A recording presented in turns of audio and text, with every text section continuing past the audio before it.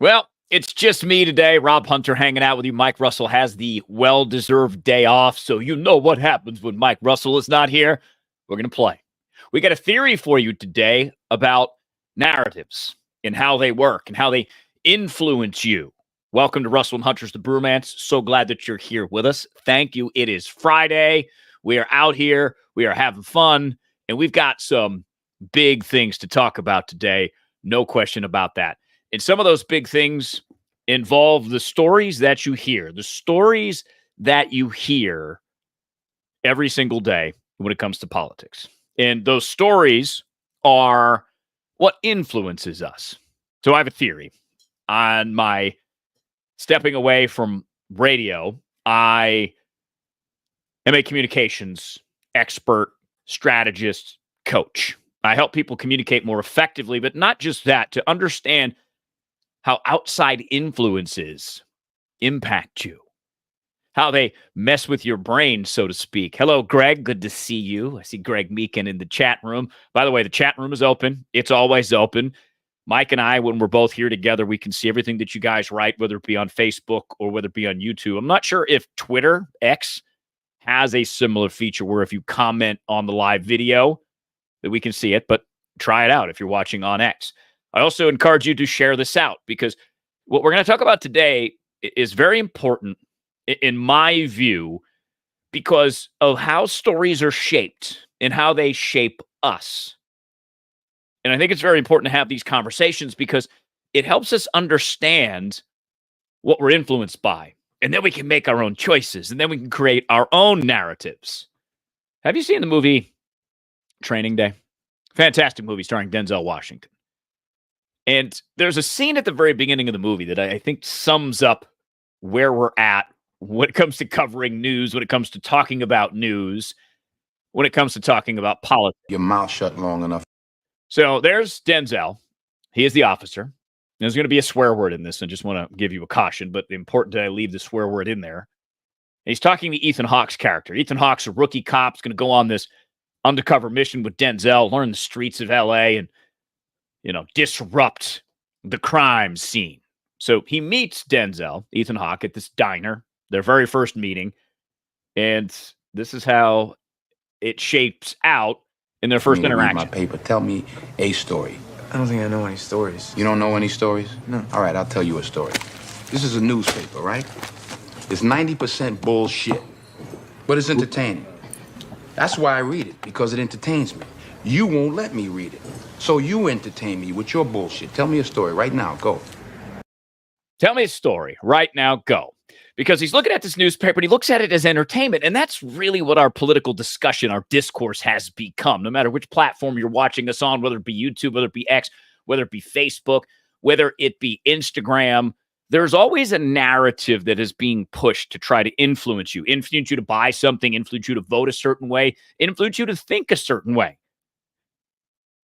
And when you think about what Denzel said, that 90% of it is just flat out not true, well, you start to understand what's being sold to you, what's being said to you.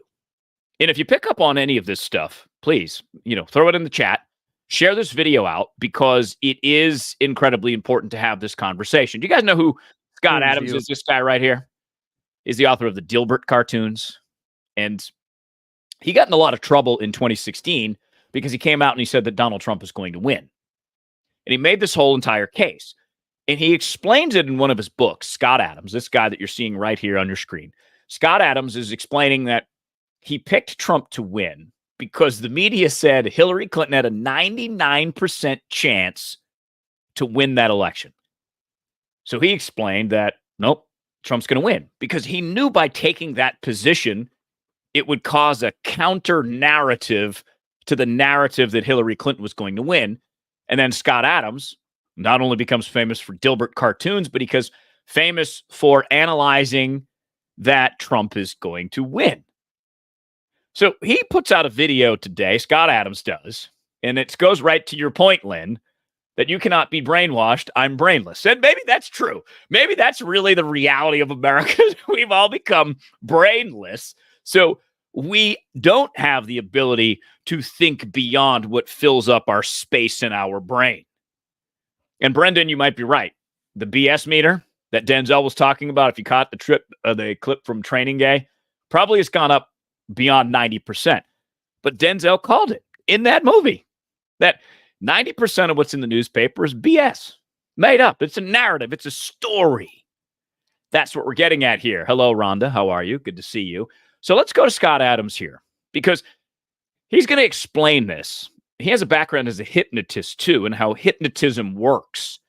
So listen to this, and let's have a conversation about politics is that people have different priorities and preferences, and they're trying to argue it out in the political field. As a hypnotist, I can see that nothing like that is happening. See? Oh, think about that. This is how we normally perceive things, myself included. And one of the reasons why I struggled at the end of my time at KFYI is because I didn't want to be part of a narrative, especially because it's not the narrative that I want to tell you, which is about personal freedom. Because the reason I bring all of this up is the concept of personal freedom, which I think is the most important concept that there is. It's hard to find. It's hard to do. It takes work, effort. And it's easy to get distracted nowadays. I mean, I hold up my phone on this all the time. We'll do it again for you, just so you can see the Brewman's pop socket right there. You got to love that. That was a gift from my little brother right there. Still holding on strong. I think this is my second one because, it's a perfect thing. Just have one of these in the back of your phone. Boom. I don't know. Maybe we'll reinstitute those and we can have them so that you guys can rock your Brewmance. Because ultimately, what Mike and I decided to do when we started the Brewmance was offer a different narrative that you're not seeing, that you're not getting, that might get you to think a different way, which is why I'm honest in telling you about both candidates. Right now, Kamala Harris, Donald Trump. I don't like either one of them. I like some things about each one of them. And usually that's where we find ourselves in the politics. And as Scott Adams is saying here is that that's pretty much how we accept it, that there's a right and a left, and boom. This is what we do.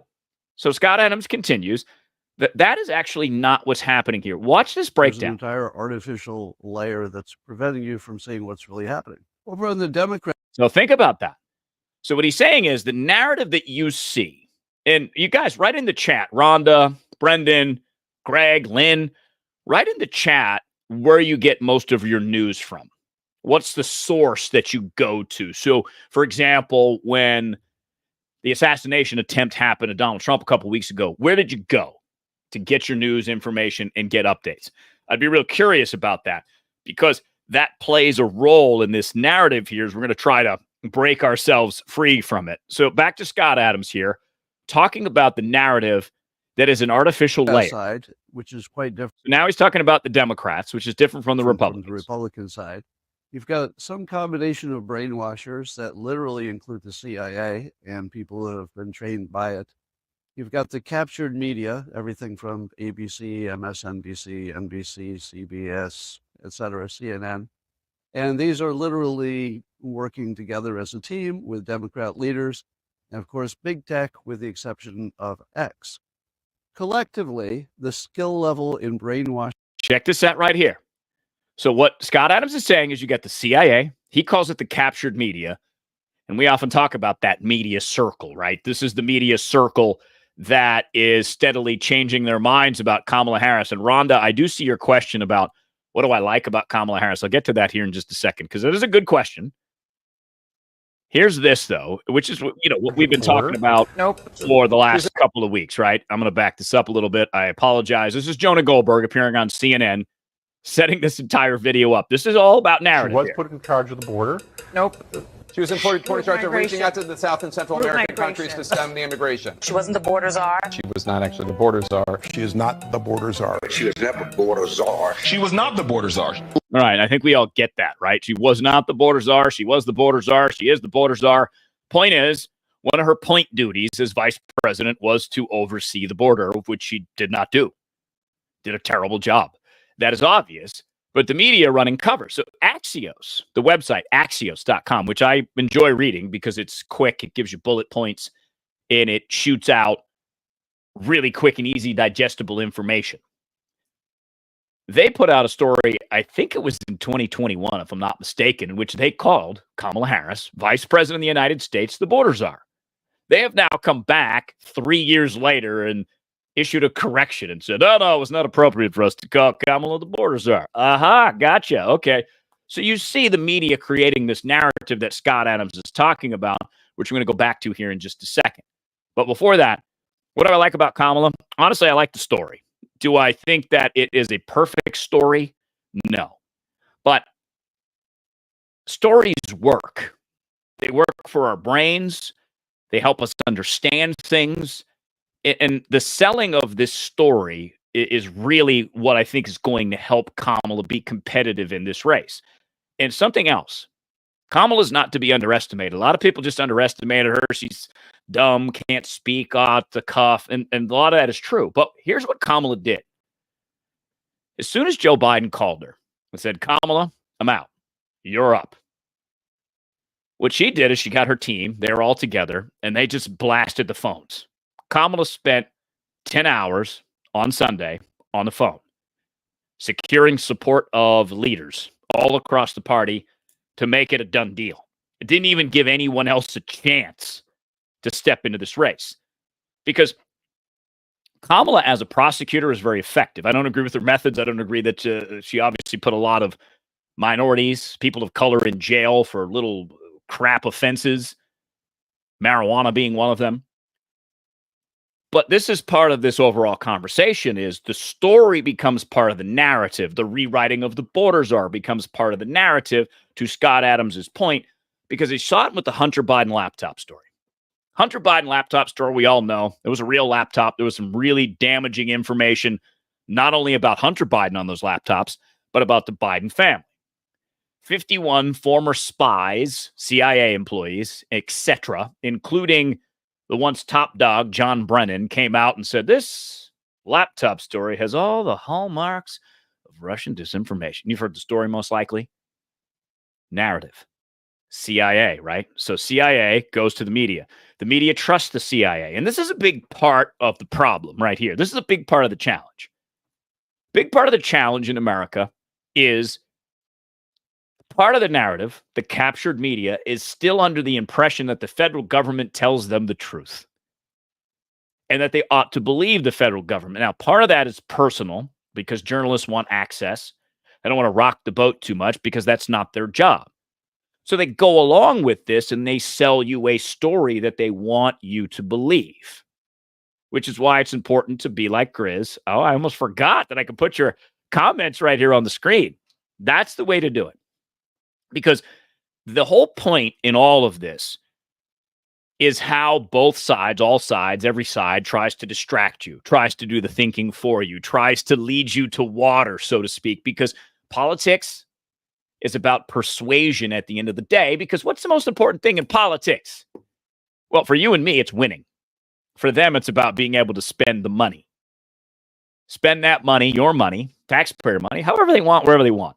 So the best bet is to be like Grizz. Take in a bunch of information, figure it out for yourself, and understand, going back to Denzel, that 90% of what you hear on both sides is story building, is BS. And of course, Jim, we appreciate this. And I saw Greg said that. Jim also likes Charlie Kirk, Turning Point USA. All good stuff. Because there's a good one too. Because I don't know if you guys have read any of Bill O'Reilly's books. I have Killing the Mob right over here. I was going to grab it, but I grab enough books.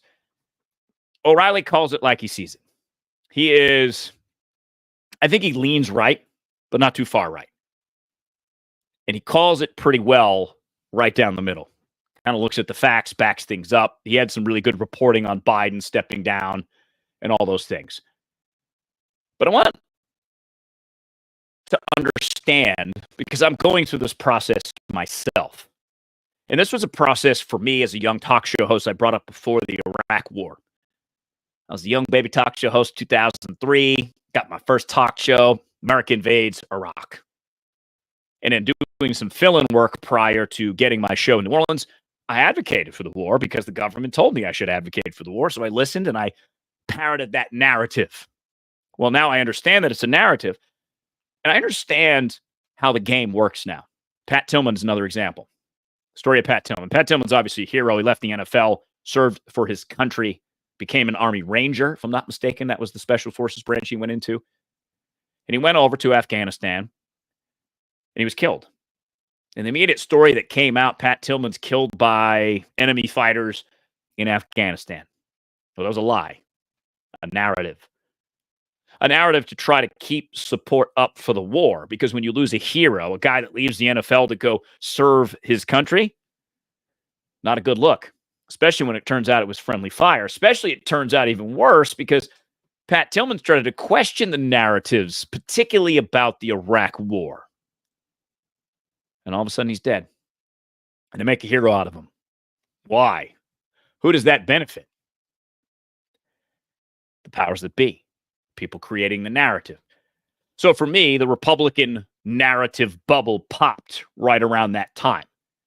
And then you guys know how much I love to look at the history of the FBI and how unconstitutional that has been. Because I realized that the public relations effort to create the narrative that the FBI is on top of things, the FBI follows the Constitution, the FBI loves America. Well, it turns out that's really not what that agency is. So you can see how the narrative impacts you. Because the narrative, as an American, is that you're always supposed to support your military and you're always supposed to support your law enforcement. Always is a bad look. Because, again, there's that thin blue line and there's supporting the cops, and that's great. But you have to still be willing to call out the cops, including the FBI, when they get it wrong. And Jim's got a point here, too, right? That this seems to be true, that the FBI and CIA are run by power-hungry humans. I would even add something to that, Jim, and I would say that they're not just power-hungry. They think they're smart enough to control the world. That as long as they get to do what they do, the world is a better place. It's safer from terrorism and all these things. That is also a narrative. Also a narrative because it works. It infects our brain. As I say, language is contagious. This is what I teach people in my communication classes and my one-on-one coaching. Language is contagious. So let's go back to it. Scott Adams, Dilbert cartoon, put out this video as a hypnotist. He's got a background as a hypnotist. He's sharing how hypnotized brains work.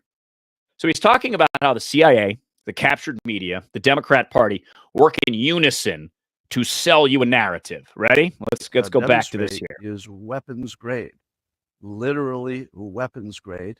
It's the same techniques used by the CIA to overthrow other countries. It's just being used internally at the moment. Uh-oh. So hold on. I'm going to play that again. Let's see if I can back it up to the right spot here. So he's got the CIA, the captured media, big tech. They team up with the Democrats. With the exception of X. Collectively, the skill level in brainwashing that they demonstrate is weapons grade. Literally weapons grade. And it's the same techniques used by the CIA to overthrow other countries. It's just being used internally at the moment. Pause it right there. Does that feel true? Hunter Biden laptop story? The whole Russian dossier from Trump in 2016? Yes. This is really happening, and it's really working because of what Scott Adams is saying. The CIA for years has done this everywhere else around the world, tried to control governments, organizations, etc., to get the outcome that we want. And we, as in you and me, it's we as in the power structure that is. And then they sell you the narrative. And where is this point here, Rhonda, that you made?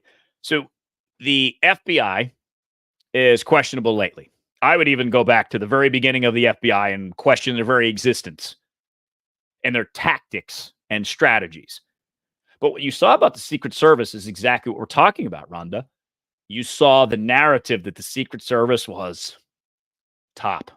Cream of the crop. Got it under control. They're the best organization out there left in the government. Obviously not. I learned today, and again, I don't know this to be 100% fact. It's all part of narrative, but it seems like it would happen.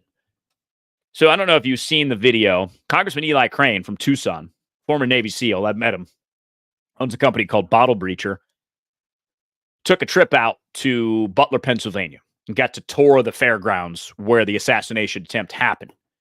He was in a second-story building, or two-story building, Yeah, Jim, I do see that. Jim says, be careful, they're listening, whatever. It's at this point, it's worth the risk.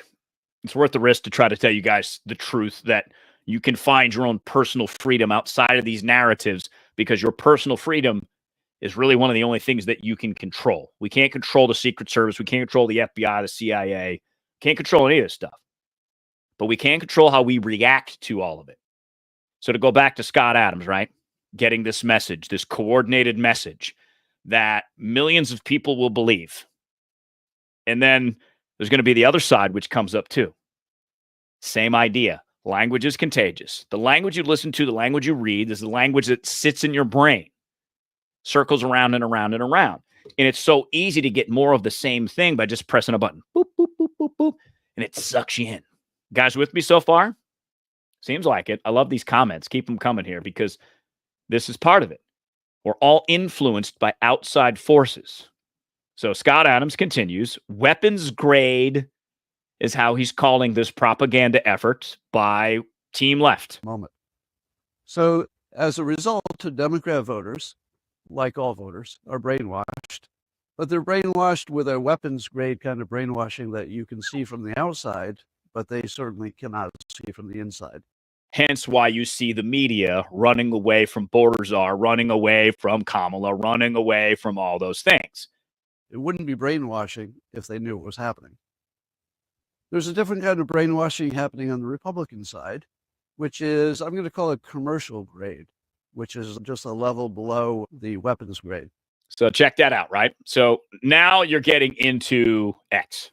I've been spending a lot of time on X in the last couple of weeks since the Trump assassination because the information comes in fast.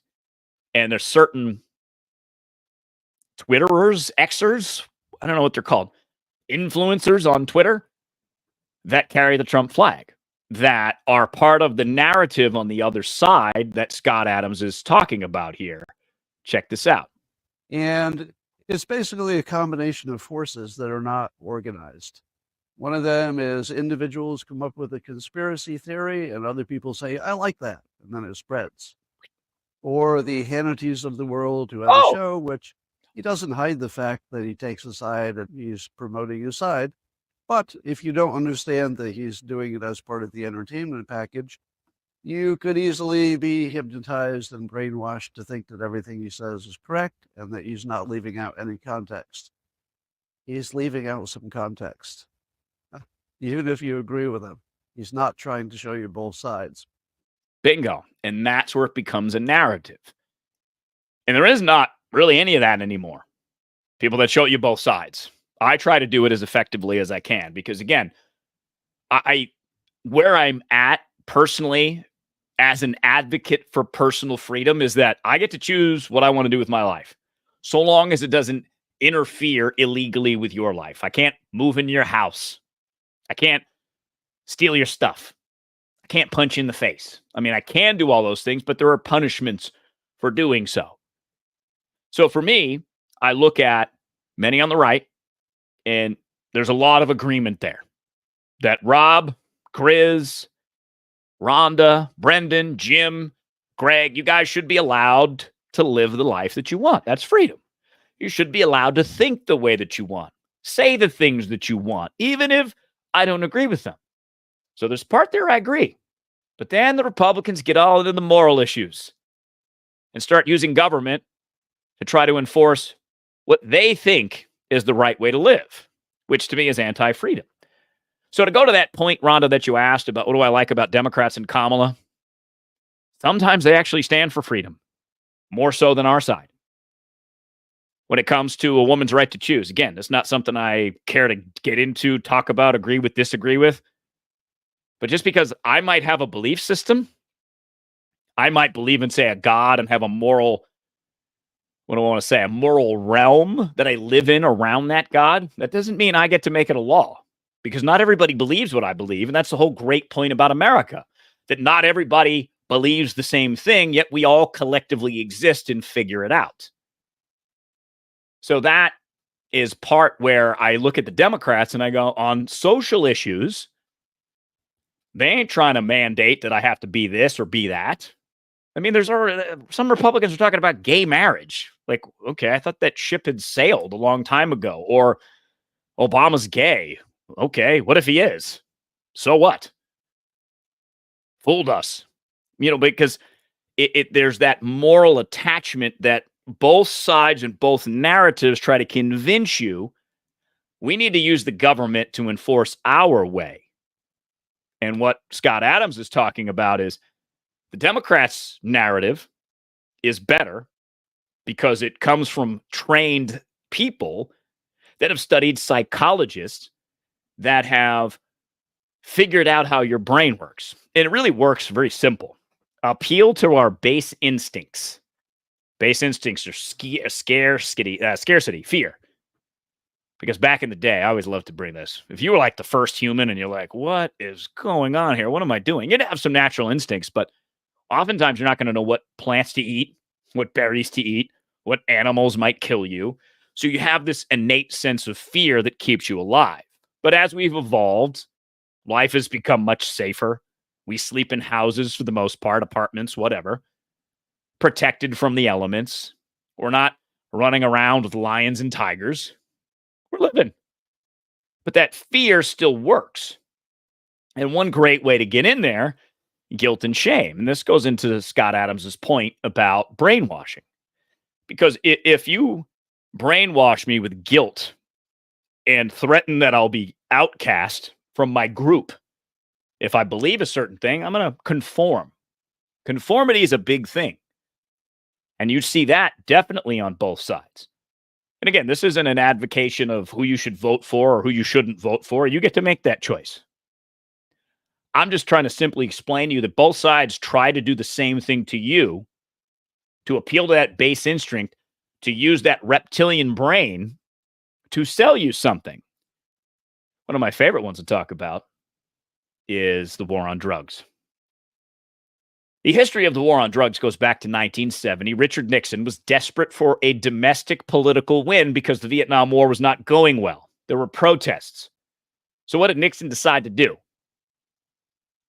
Create criminals in the United States and use drugs as the background. Congress to provide the legislative authority. I just pulled a Mike Russell there. Hold on a second. Check this out. And again, I'm going to remind you guys, share this out, because how do we break the political narratives? Create our own. You guys have access to the chat. You can put your comments in the entire show. Not many shows get to do that. We get to do that. And if we want to break narratives and really talk about personal freedom that extend beyond the government and the parties, this is the way to do it. So if you get a chance, just hit that share button, share it out, or invite a friend. Maybe it's not right now while we're live, but while you're hanging out this weekend, be like, you know what? My buddy Bill likes to pop narratives. I'm going to send him this. Send him some Russell and Hunter. But let's go back to Nixon here in 1970, setting up the war on drugs. America's public enemy number one in the United States is drug abuse. In order to fight and defeat this enemy, it is necessary to wage a new all-out offensive. I have asked the Congress to provide the legislative authority and the funds to fuel this kind of an offensive. Oh, say it ain't so, Tricky Dicky. Say it ain't so. Now, I bring this up because Nixon is trying to create a narrative that he's tough on crime, that he's going after drug abusers, because he's trying to distract the country from focusing on Vietnam. He's trying to distract the media from focusing on Vietnam because Vietnam makes him look bad. And it worked. Nixon went on to demolish his opponent in the 1972 re-election campaign. It was, I think, the biggest electoral victory ever, even bigger than Reagan's in 84. I think one state, was it Humphrey? He won his home state of Minnesota or something like that. And it was the only state. So it worked. But that's why it's done. And you can see the consequences of Nixon's comment now, 54 years later. Many, many, many trillions of dollars are spent beefing up law enforcement. The prison population in America went from 350,000 in 1970 to 2.5 million or so today. All because of a narrative. And What is it based on? Fear. Based on fear, so you sell fear as a narrative so that you, Greg Meekin, you, Brendan, you, Rhonda Crawford, you, Grizz, you, Jim, scared of the inner cities where the drug activity is. And then, of course, after Nixon, a decade later, Ronald Reagan becomes the president of the United States in 1982. He does the same thing, except he takes it a step further, demonizes inner cities, and Congress, desperate for their own reelection, they jump on board and they say, yes, we have to ramp up the fear of places like the Bronx in New York City. Or if you look at old footage from the late 70s and 80s, the Bronx was a disaster. Abandoned buildings because of not only poor economic conditions and lack of economic opportunity and poor education systems, but crack. Crack cocaine, same as cocaine. It's just you smoke it instead of crush it up into a powder and snort it up your nose. Traditionally, white folks, Wall Street folks, frat boys use cocaine. Crack, cheaper, more readily available in the inner cities, smoked by people of color, mostly black people. Because of those poor conditions, it was an escape. It was a way out. So you take a section of the city, you make it terrifying to go there, and you give people like us the impression that there's a war zone going on in the Bronx. And maybe that's true. And there's multiple reasons why. But as a voter, all you think about is, oh my God, that might come to my neighborhood. So I have to vote for these big police policies and the politicians that support them so that my community is safe. Look, y'all, they do that to brainwash you, as Scott Adams suggested. The crime is a constant go-to for Republicans. Trump's using it now. I never see crime in my little neighborhood in Phoenix, and I probably live closer to what do they call now, economically disadvantaged place than most people. Like I live half a mile away. Completely different economic situation. I went on my latest episode of Equal Matters, my solo podcast. Mike brings you the Go Show every day at 11. Every couple weeks or so, I put out a new podcast, solo podcast, because I'm trying to disrupt narratives. So I took my microphones, met up with my friend, Representative Annalise Ortiz, who is progressive by all means. She's young, but she puts the work in, y'all, knocking on doors. And because Maryvale in Phoenix is one of those communities where the fear is ramped up, that there's a big narrative around, there's brainwashing around, I wanted to go see it. What does it look like? Am I going to get shot? Are there people using drugs in the middle of the street? None of that was true. We went on a Sunday night. It was pleasant. It was peaceful. Maryvale has great personality. There's some really awesome homes and customizations that people have done to their homes. And what do they care about in Maryvale? Speed humps. My neighborhood has some. There's a main street that runs, it's not really a main street, but it runs kind of in front of my house. There's I think there's 4 or 5 speed bumps on that street. Maryvale doesn't have them, but the neighbors that live there see many people speeding down the street. That seems one of those things that should be pretty easy to solve. They cost like $3,600 in the city of Phoenix for a speed hump. Residents have to pay a little bit. It's wild to think that that's the issue that came up first when I was talking to Representative Ortiz. That's outside the narrative. Because ultimately, everybody wants to live their best life. The narrative says that you can live your best life if and only if a politician is elected. So, for example, part of Trump's narrative is strength. I'll protect you. I won't go to war. I'll end the war in Ukraine. I'll take care of it. I'll end the Israeli-Palestinian situation. And the second part of Trump's narrative is economic. And he's going to bring gas prices down. He's going to bring prices at the grocery store down. And that sounds great, but it's not going to be easy. It's going to take a while. So if you're looking to that narrative for relief, are you going to get it? And on the Democrat side, right, to go back to the story, that this is historic. It's the prosecutor, Kamala Harris's background, when she was the district attorney in San Francisco. And before that, she was a prosecutor. It's the prosecutor versus the convict, right? That's the story. That's the story. My mic's in and out, huh? Okay. I'm not sure. Let's see what I can do. I'm going to press some buttons here and see how that goes. Let me know if that keeps up, and we can see what else we can do here. But the narrative part, to go back to it, I pulled this quote, and I read it to you guys a couple of weeks ago, and I've repeated it a couple times since. So I thought I'd actually take a picture of it so you can actually read it. This is Chuck Palahniuk. He's the author of Fight Club, amongst other things. This is really how a narrative works, especially when you combine it with technology. Big Brother isn't watching, and Big Brother famous from 1984, right? Big Brother is watching everything. To go to Jim, your point that they're watching, they're listening. Of course they are. Of course they are.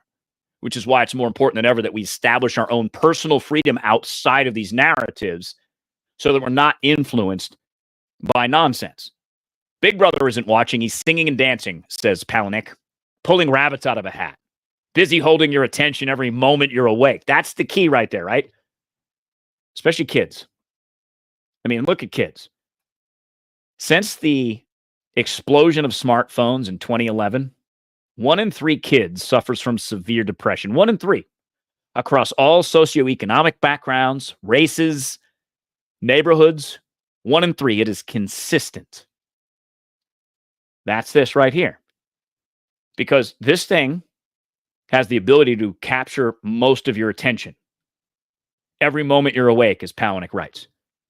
Big Brother's making sure you're always distracted, making sure you're fully absorbed, making sure your imagination withers. That's going back to Scott Adams' point about brainwashing. Let's say you have, again, everything's about resources. Whether we talk about government, whether we talk about you. You've got 100% energy reserve. Maybe for you, it's 15 hours a day. Maybe it's 8 hours a day. Maybe it's 18 hours a day. But you have a limit on the amount of things that you can do. If the resources that you have are spent fully absorbed listening to political narratives, you don't have any room for your imagination. That's what Palahniuk is saying here. It becomes as useful as your appendix, making sure your attention is always filled. And this being fed, it's worse than being watched. With the world always filling you, no one has to worry about what's in your mind because there's no free thought, which if you look at every text about living in a society, this is what they say. This is what they want to control. That's the narrative. That's what you have to be cognizant of. How it pulls you. How it sucks you in. And how it becomes really contagious and even addicting. Because it gives you chemicals every time you react, every time you get outraged. So you become part of the narrative because it pulls you in. And as I progressed in my talk radio career, I realized, number one, that the station that I was on, and again, this is me being completely frank, is all narrative. It's all part of it. And there's a lot of money to be made off of it. That's the other part of this. Doing this, way harder. The money doesn't flow in. You don't have a built-in platform like you do for radio.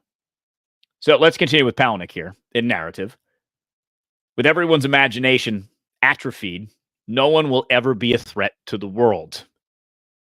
That's the key right there. Because what does power hate most? Resistance. Not even necessarily in force, but resistance in the narrative. And what I am advocating is a resistance to both narratives. Because going back to Denzel, narratives are 90% BS. They just are. So we find ourselves in this position to be able to unplug and talk freely amongst ourselves and not have to frame everything how a political party wants us to frame it. Because what do political parties want most? To spend your money. Spend your money.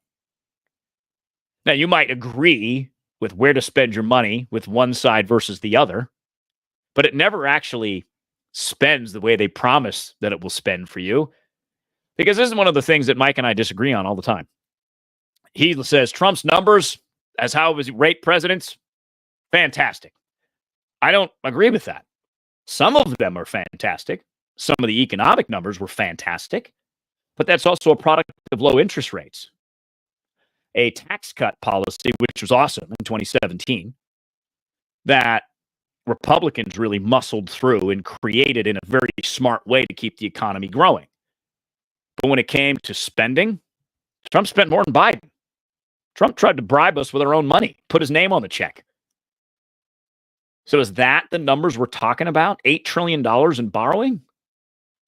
Because I thought we cared about spending in the Republican Party. I mean, again, that is a narrative that they create to do exactly what Palahniuk says. Republicans always say they care about spending, but they always end up spending more than Democrats. It's bizarre.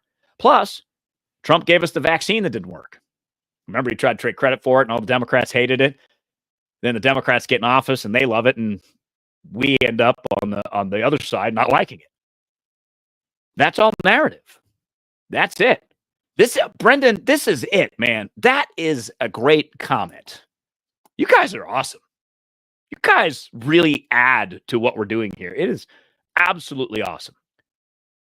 Making people turn into NPCs. For those not familiar, I might get the actual acronym wrong. I think it's non-player characters. Brendan, is that right?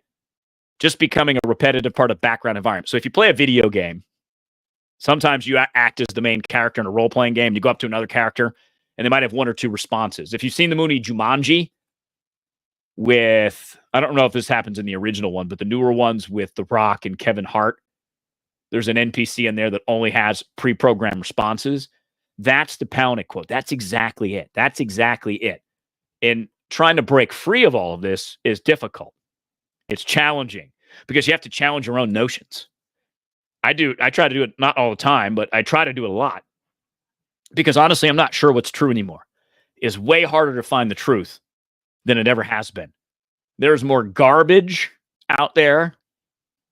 Rumors that President Biden was dying over the weekend, and now, Biden's taller. Like, this is just nonsense meant to distract you. Biden's not an issue anymore. Biden's the president for a couple more months. That's it. If he makes it, he makes it. If he resigns, he resigns. He's not the story anymore. He's irrelevant. He's a lame duck. So why are we still talking about him? Narrative. So how do you break free from the narrative? Be conscientious of what you're reading.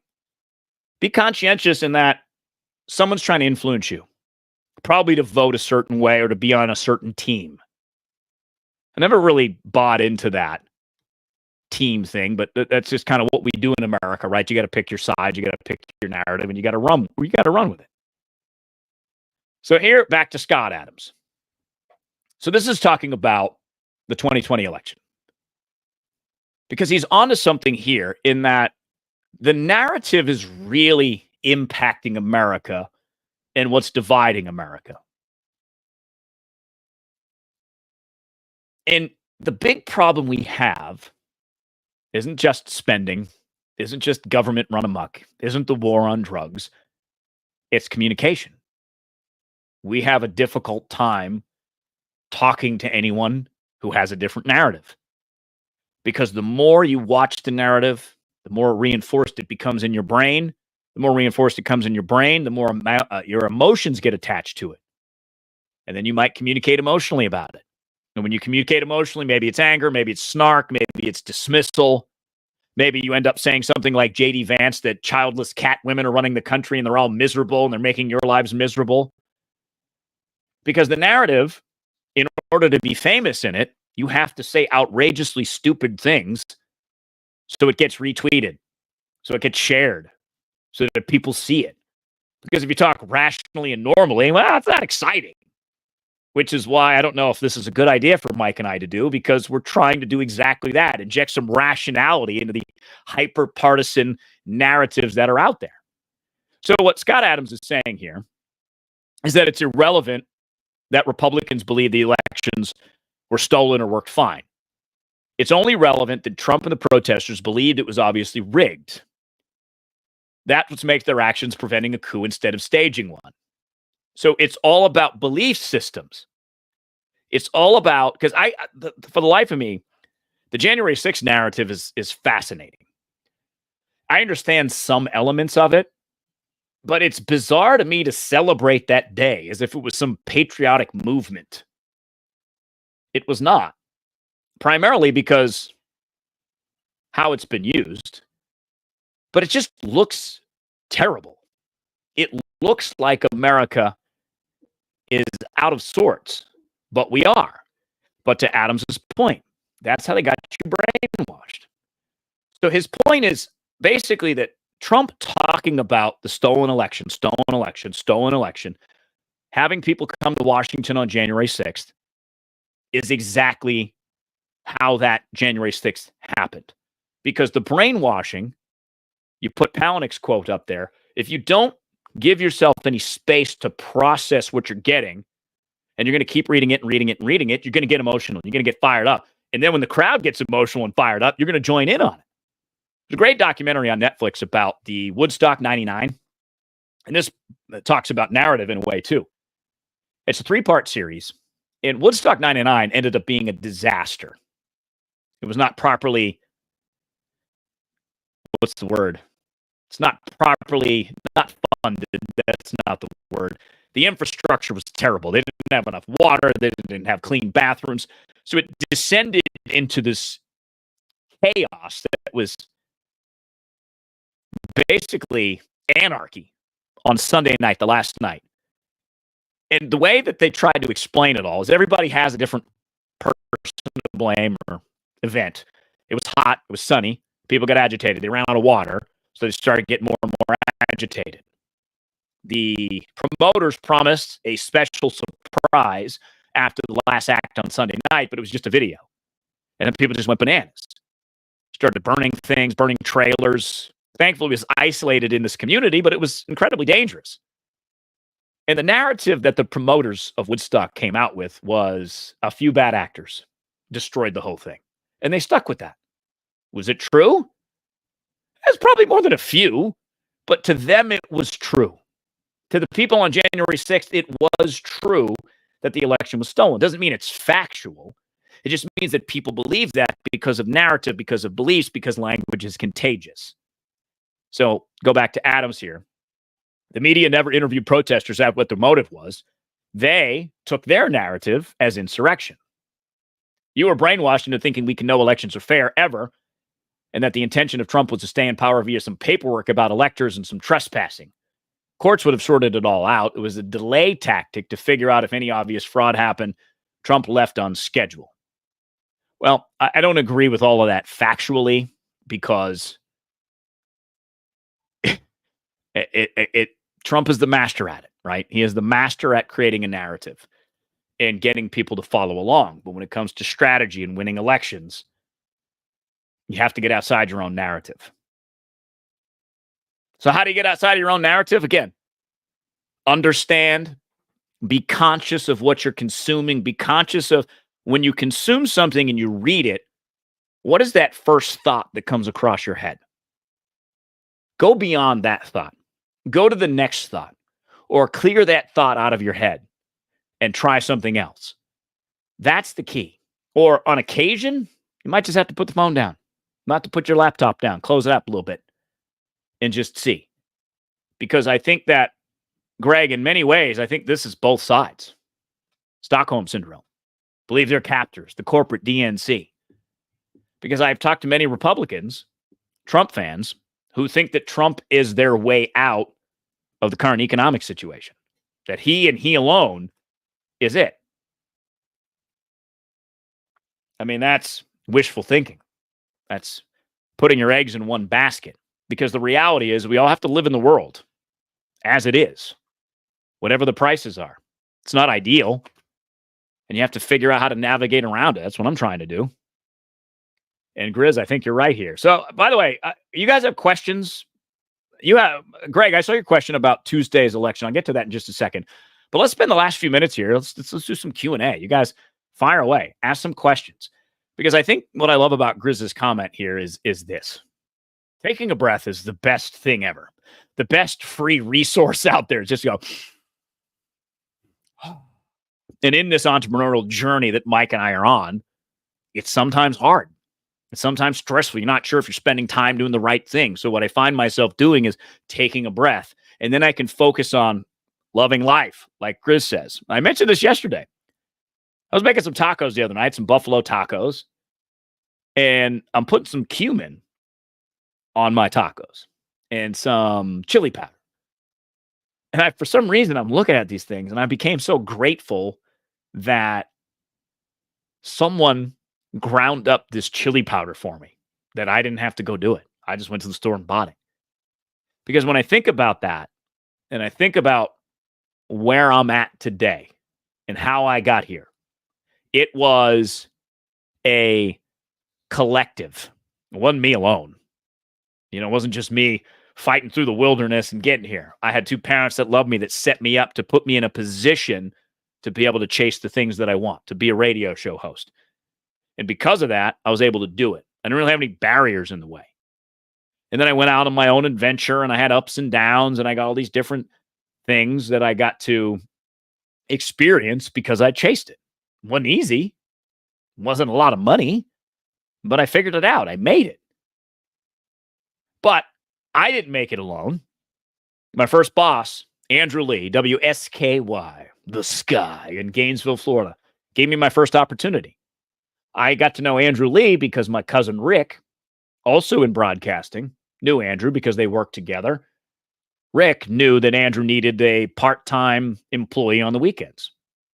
Just so happened that Amy, my wife, and her family lived about 45 minutes from that radio station. Incredibly convenient.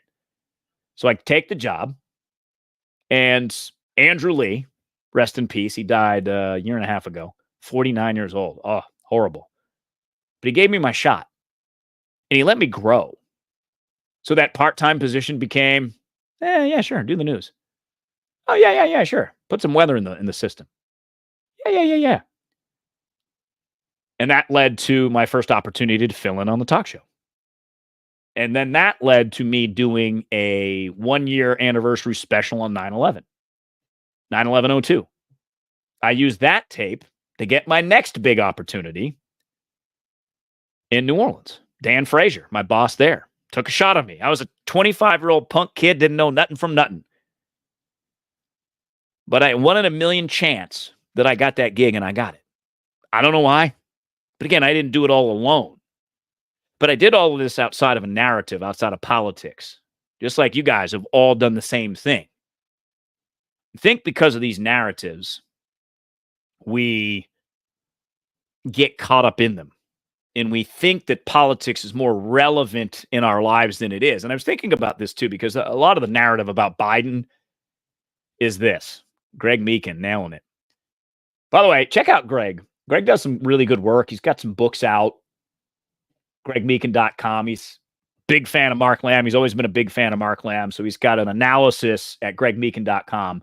So go check that out. But Greg's right here. Politics is branding, marketing, narrative. It's all the same thing. And it works because our brains get attracted to easy, right? Simple explanations of things, which is why we have a two-party system, because it is easy. You don't have to overcomplicate it with too many choices. You don't have to think about 4 things or 5 things. You think about 2 things. I got to pick one. Now, granted, my entire life, it's always been picking the lesser 2 evils. And we've just accepted that, which is fine. Maybe that's the way that it is. But going back to Biden here, the narrative is, oh, Biden is stepping away like George Washington. Give me a break. Biden is stepping away because he was going to lose. But everybody keeps saying on Twitter, maybe not everybody, it's a slight exaggeration, but Biden will be remembered in history as someone who saved democracy. And I started to think about that. And I started to think about, why is it when we learn American history, mostly learn about our politics and who our president was? Yeah, sure, we throw some innovators in there once in a while. Eli Whitney inventing the cotton gin. Thomas Edison, the inventor of electricity, even though Tesla's model was way better and Tesla's model is still used today. But it goes back to your point, Greg. It's not just politics that's branding. Branding is branding. Messaging is branding, which is why it's so important to get your messaging right, which is what I help people do now that I don't work on the radio. And I think about narrative, and I think about brand, and I think about messaging, and I think about how much it works. and how it influences us. That's just the part that is so hard to escape from, is just that. So I'm looking at some of your comments here. Yeah, let's do this. Boom. Shout out to moms. Making sure I got where I needed to go. And mom was always there, picking me up, get me to practice, making sure I could do what I wanted to do and able to do it. Absolutely. Again, having that sets you up. And that is outside of politics. It's outside of who the president is. It's outside of our American history that we basically only focus on through the lens of politics, which is faulty. Because it's us as individuals that makes this country great.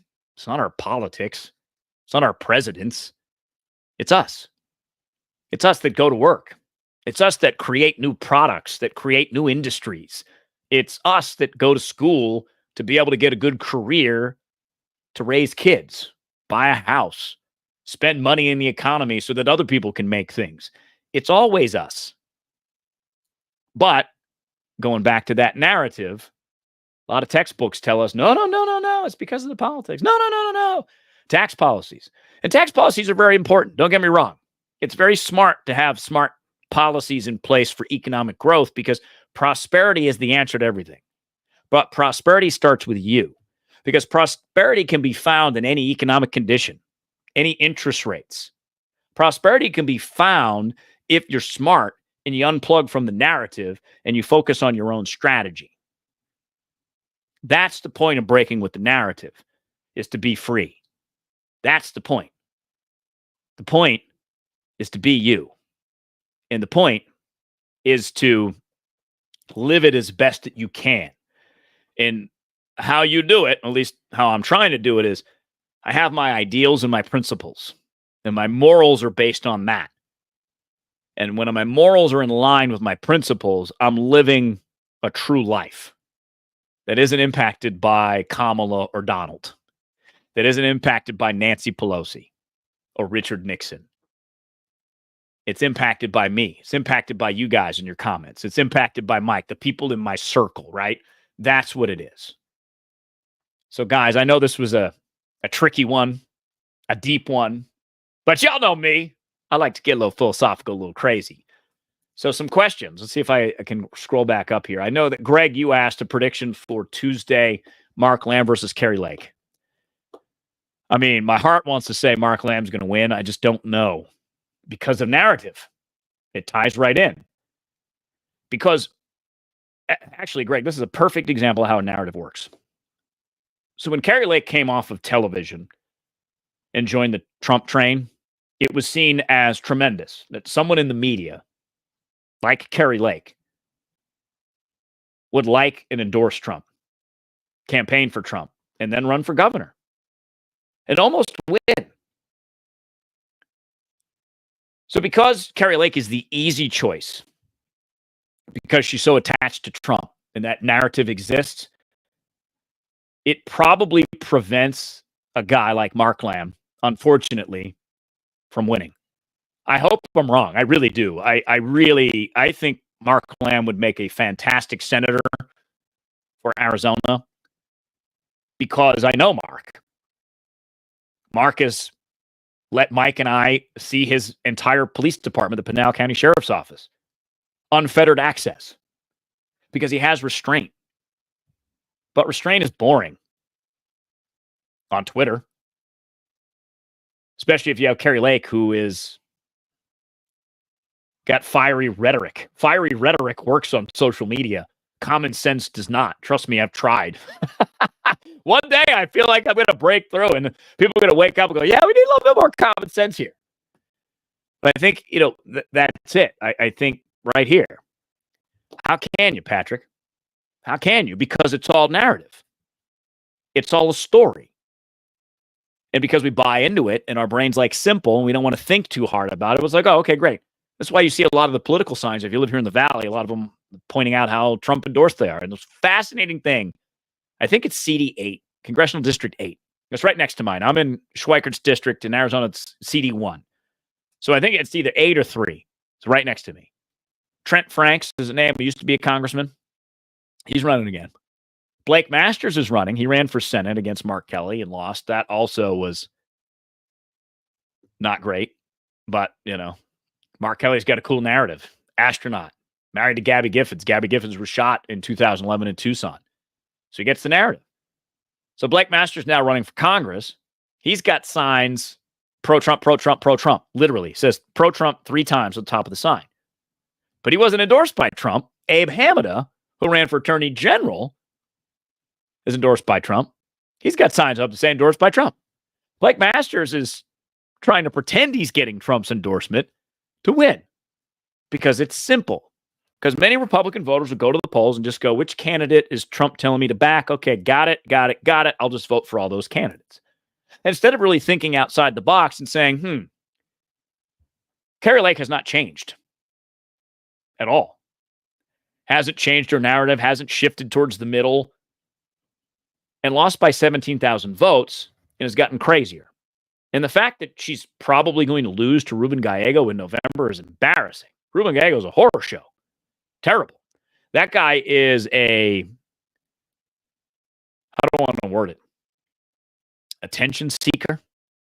He is one of those people who say whatever he can to get elected. That's the truth. But he's got a narrative about being a Marine.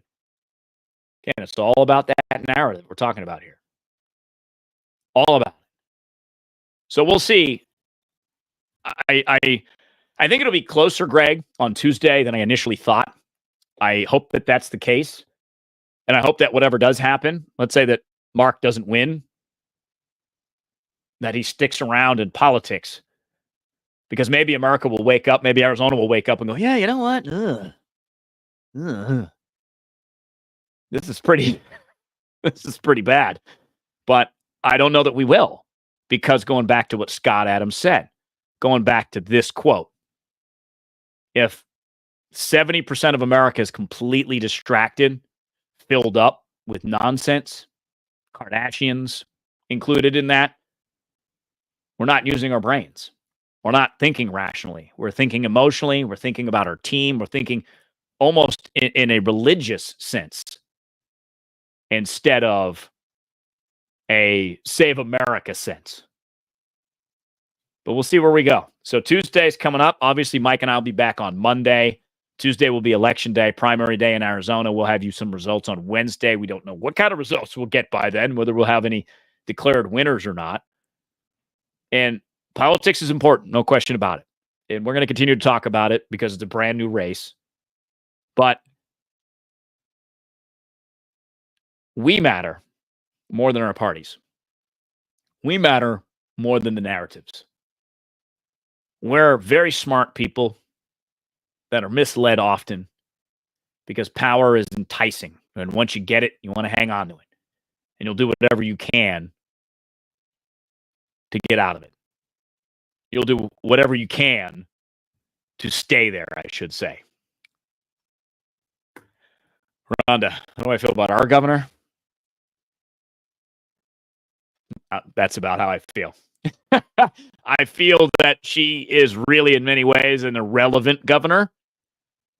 Doesn't seem to be moving the state in any particular direction. Vetoed some things that seem strange to veto. But she is a Democrat. And the Democrats, again, if you saw this video, to Scott Adams' point, let me see if I can put it up here. Et cetera, CNN. And these are... So he's talking about the CIA, the captured media, the Democrat Party, and big tech, all together in the same part. Boom. That's how the narrative works. That's really the big challenge, on top of the fact that we can't communicate about anything. Thanks, guys. My name is Rob Hunter. Mike Russ will be back. If you can, share this out. It's an important conversation. Because in order to change this country, we're going to have to change ourselves. We're going to have to change how we consume information. We're going to have to change how we think about politics. We're going to have to get outside of wanting our side to win all the time and make it religious. And that's up to us. And I know that you guys are awesome. I know that Mike's awesome. I know that we will see you again on Monday at noon right here on Russell and Hunter's The Brewmance. Until then, have a great weekend. Have some fun. Unplug from the phones. laugh, watch something you love, hang out with people you love, and live. Livin, as Matthew McConaughey would say. Rhonda said it right. We'll see y'all Monday. Cheers.